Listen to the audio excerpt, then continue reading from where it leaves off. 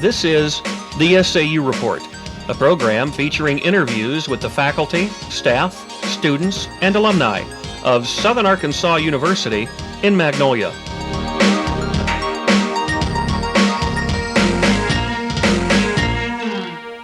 Welcome to another edition of the SAU Report. I'm Charles Lawson. And I'm David Parkerson. Today we'll be discussing religion and culture with two Southern Arkansas University international students, Abdennour Yerrou, a Muslim from Morocco, and Puneet Parmar, a Hindu from India. Abdul, what are the main spiritual beliefs of Islam? Bismillah ar-Rahman ar-Rahim. First of all, I would thank everybody who gave me a chance to speak today.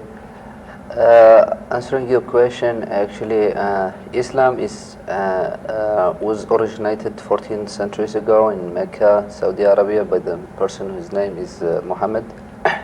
So we believe in there is one God, like Christian and Jewish does, and we believe and we have one book, which is Quran, and the only book that have never been changed so far. Puneet, what is a Hindu?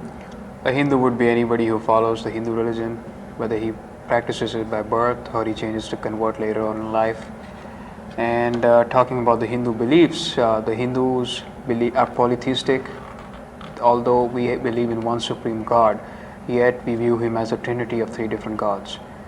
And then we have all these different manifestations, and in the end the Hindus have over 333 million gods. Is that all? Pretty much.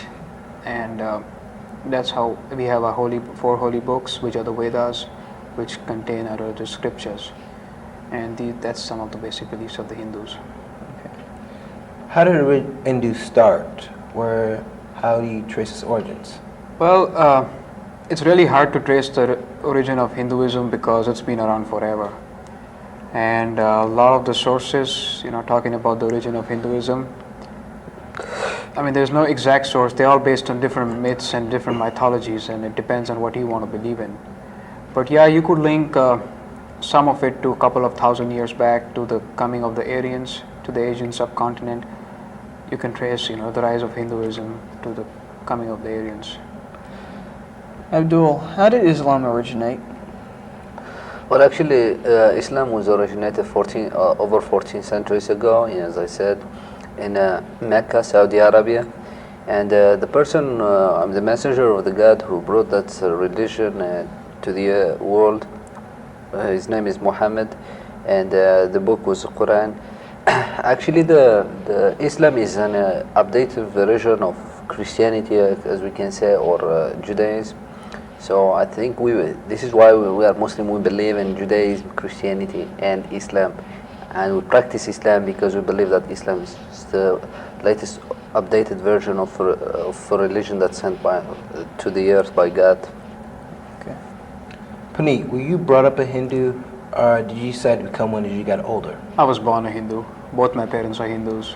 Their families have been Hindus. Abdul, were you raised a Muslim? Yes, actually, I was born a Muslim in city of Tangier in Morocco. My parents are Muslim, my grandparents are Muslim, and I was raised in the community of Islam. So that's what it is. Okay. Abdul, exactly how do Muslims pray? Yeah, well, I think many people know that Muslims pray 5 times a day, but there are people who pray more, because the least you can pray is 5 times a day. One time in dawn, second time is noon, and between afternoon and sunset, and then sunset, and before you go sleep. So this is like 5 times prayer a day. Abdul, how did you decide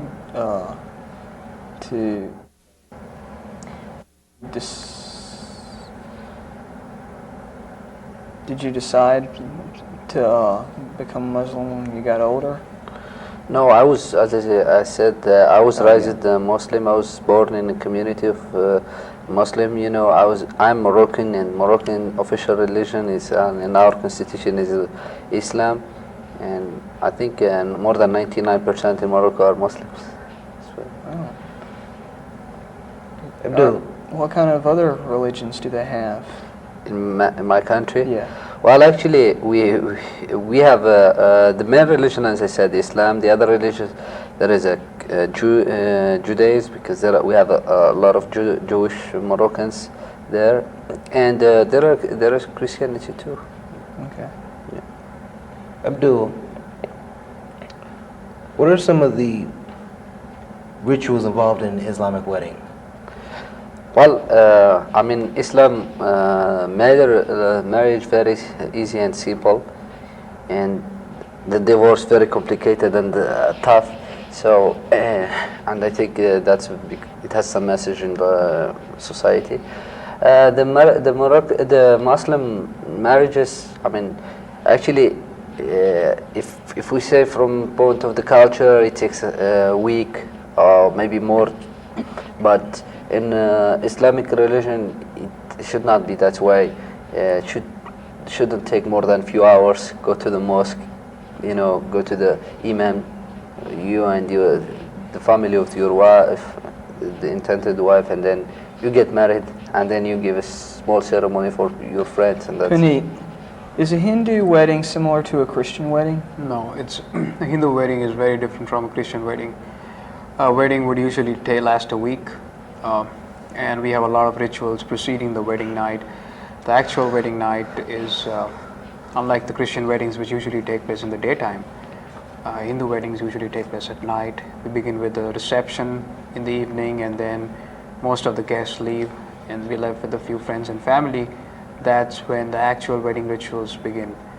And a lot of the rituals are related to religion, preceding the wedding and on the actual wedding night. And we have intricate fire rituals, because Hinduism is closely linked to fire rituals, and most of the wedding revolves around these fire rituals.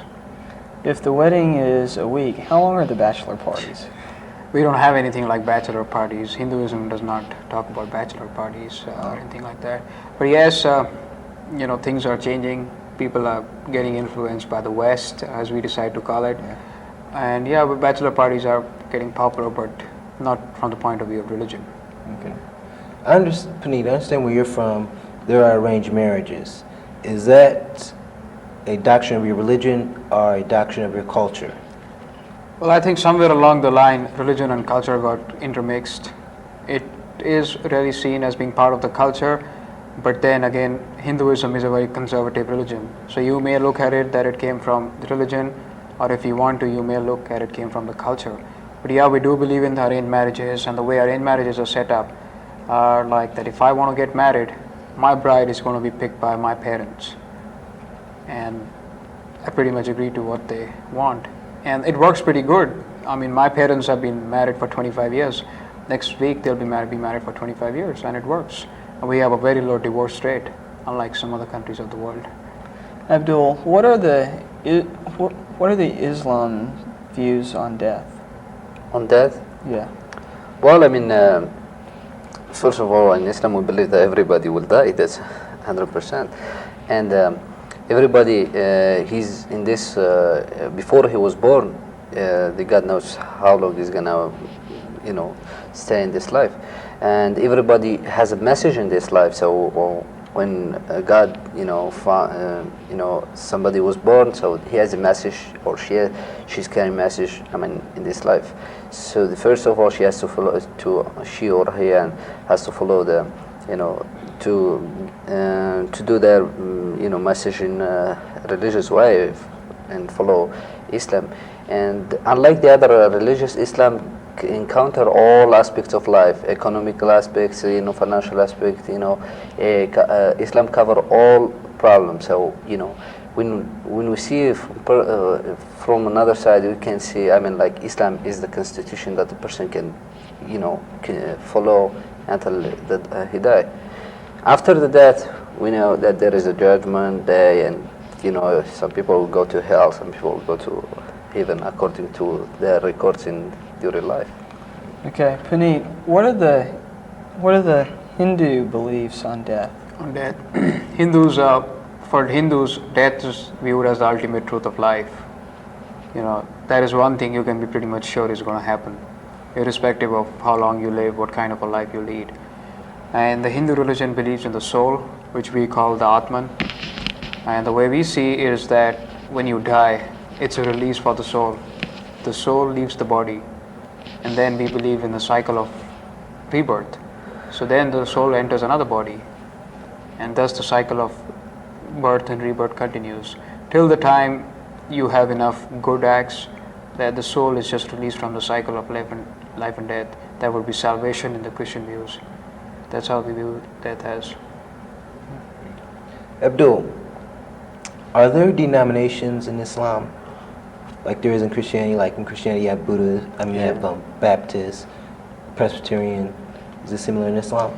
Well, actually, how can I explain it exactly? In Islamic religion, we don't have that denomination like you have in Christianity. Those are Baptists and those are Catholic or Protestants in Irish that kill each other, whatever. But this doesn't exist in Islam. The only thing that we have a different Sunnis and Shias. That's that's the two denominations that we have, but we don't have that. The differences between each is just in the way that we pray or the way that we in details. They differ only in details, but we believe in. Like more than 85%, we believe everything is the same. We do everything the same. So even in Islamic world, you don't find this conflict between Islamic dominations. The other thing I can talk about is like maybe you are in America and you know about Nation of Islam headed by Louis Farrakhan. Actually, we are Muslim. We don't believe that it is Islam. I don't know. We don't believe it. Even it is a Islamic denomination because they don't believe the same prophet. They don't practice the religious the right way that we practice. I think we don't believe that has anything to do with Islam.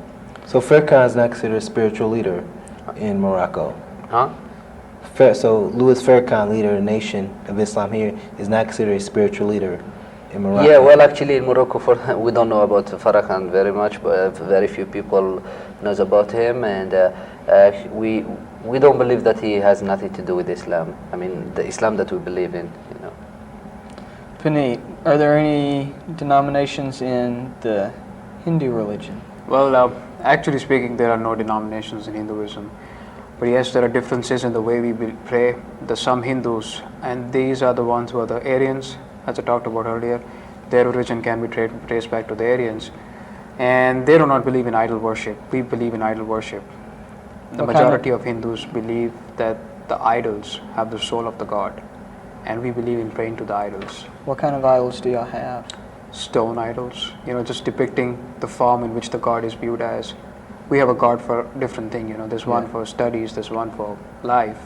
So we have different idols in the temples, a place of worship. And then those who don't believe in the idol worship are the ones who are the Aryans. There are some remnants of them. They are Hindus, but they believe in fire rituals, elaborate fire rituals. And then of course we have a lot of godmen, people believing in godmen, praying to them, seeing them as doing the job of God on earth. But that's just about it. There are no real manifestations, there are no real denominations. Okay. Abdul, have you noticed any differences in the way some Americans practice Islam here in comparison to where you're from? Because I know that Islam is embedded to the culture of your country, where Islam was just recently discovered here only a few decades ago. Yeah, actually, the Islamic root in America goes a long time ago, and we can, and the proof to that, there are a lot of places and names in America are Islamic names. California is the word of California coming from Khalifa. Khalifa is like president, or if we can say in American, in English. Islam in America is flourishing right now, and it is ranked the first growing rate religion in America. Reaches around, by 2 months ago, over 11 million people in America. Most of them are black Americans, African black Americans.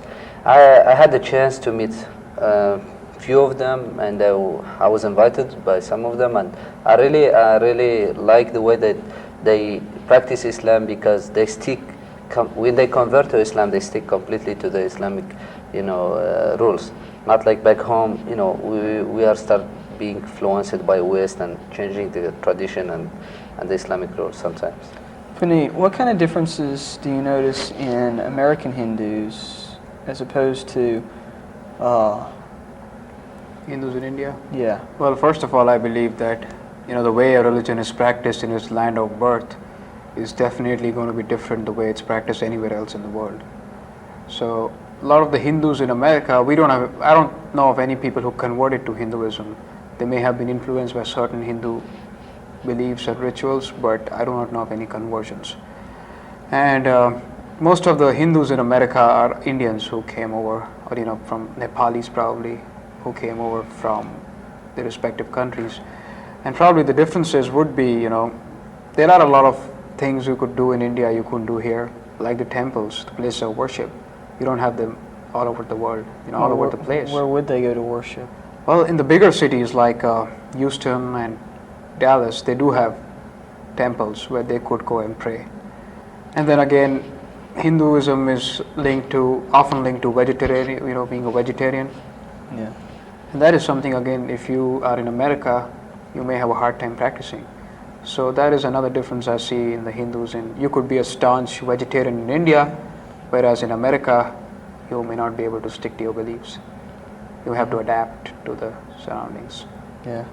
Abdul, are there any differences that you find in American Muslims that you wouldn't find in, as compared to the Muslims in Yeah, well, Morocco? Yeah, actually, Moroccan Muslims was born by Muslims. That's what, and American Muslims, most of them were converted. I mean, they confess Islam after they believe on it. So, and maybe as everybody knows, like when you convert to something, you believe in it first before you convert. So when you convert, you stick to it very strictly, So back home we are Muslim, but we are not stick to our religion 100%. So because we are influenced by Western culture, and everybody knows that Morocco is in a very strategic place. So we are next to Europe, African, Arab, Muslim. So we are multi-cultural country. So it's like I believe like in America, Muslims in America, whoever convert to Islam in America, they stick to Islam very good, and this is make me very happy I'm in America. Puneet, are there any foods Hindus are forbidden to eat? Well, first of all, as I said earlier, the cow is holy to the Hindus. So for one, we cannot eat beef. If you're a Hindu, you're forbidden from eating beef because the cow is viewed as a source of milk, and so it is related to being a mother figure in Hindu religion. So that is one food we are forbidden from eating. And then Hinduism discourages eating all kinds of meat because we believe that all forms of life are holy and they need to be respected. So we have a lot of stress on being a vegetarian. Of course, one won't see that happening a lot nowadays. But if you go by what the books say, to be a good Hindu, you need to be a good practicing vegetarian. Abdul, is there any foods that y'all aren't allowed to eat? Yeah, well, actually, in Islam we are not forbidden to eat anything except pork. And the pork, most of medical institutions so far, they prove that it is very unhealthy, and that was the reason for in our Quran book that's why we should not eat pork. So we are forbidden to eat pork. Besides that, I think even other religions prevent to drink. Alcohol. I'm not sure about that, but in Islam we are forbidden to have any alcohol. We are forbidden to smoke. We are forbidden to take drugs. All of this, we are forbidden. The main idea is whatever it harm, cause you problems in your body, it's forbidden to have it. So. Puneet, what are some of the experiences you had being a Hindu in a predominant Judeo-Christian society? Well, I came to SAU in the fall of '97, and as I said earlier, I'm a vegetarian, and we worship the cow, and here I see everybody eating steak. So, that's one of the big culture shocks which I had to experience after coming to SAU.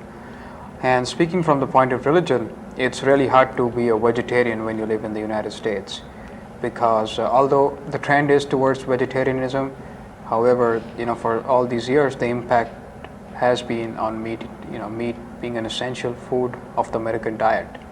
So from the religion point of view, it's hard sticking to that aspect of the Hindu religion, even though 1 year later I'm still a practicing vegetarian. And also you have to face a lot of other restrictions. For one, this Magnolia and around this place there are no temples. So if you really want to go worship in a temple, there is no place to go. But yeah, we do worship in our rooms. We really don't need to go to temples. But if you really do want to go to a temple, there's no place to go. That's been holding us back. Abdul, what are the books of Islam? Quran is the book of Islam. Okay. So it's just one book, right? Yeah, we have one book. Yeah. Now, you said earlier, Puneet, that the Rig Veda was one of your books, and Yes. you said you had two others. 3 others. Three others. Could you somewhat go in a little detail on what each book teaches, or they all teach the same thing? Well, the Rig Veda, which you talked about, and these are the Vedas, the 4 Vedas: the Rig Veda, the Sam Veda, the Atharva Veda, and the Yajur Veda. What they say is basically about Hindu religion. The 4 books complement each other. You can view them as different volumes of the same book. They talk about different aspects of Hinduism. The Rig Veda may be talking about life. The Sam Veda talks about how you should lead your life, the cycle of life and death, life after death. So they contain the tenets of Hinduism.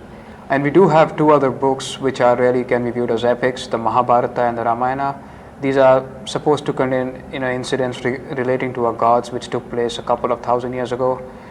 But they may be just myths, but they do contain important messages for the Hindus. The Mahabharata contains the Bhagavad Gita, which is another scripture, very important scripture to the Hindus, in which one of the Hindu gods, he supposedly came down on earth and he talked to the people about life and the importance of doing one's duty in life. Abdul, what is the difference between the Quran and the Bible? Well, I would not be able to answer this question 100% because I haven't studied Bible, but as far as I know and I heard from Muslim scholars and the Christian ones, they say around over 50% of the books are almost the same, and there are, the rest 50 is a kind of differences, and differences applies to the way that we worship and believe in Muhammad and not Jesus, and believe in Jesus as just messenger, not like God. But the thing is, we believe Bible was changed over the time. So we cannot, we are, Islam ask Muslim people to read Bible, but the real version of Bible, and we don't believe which one is the real one. I don't know, King John, whatever, version is the right or not, or whatever. So this way, the differences between Quran and the Bible is very, very small. It's not a big difference. Puneet, what are some of the holidays the Hindus worship? Well, we have a bunch of holidays, and most of the holidays are linked to our different days set apart for different gods. Our biggest festival is a Diwali, which is linked to one of our major gods, Ram. It's in October, November. Well, thanks for watching this edition of the SAU Report. I'm David Parkerson. And I'm Charles Lawson.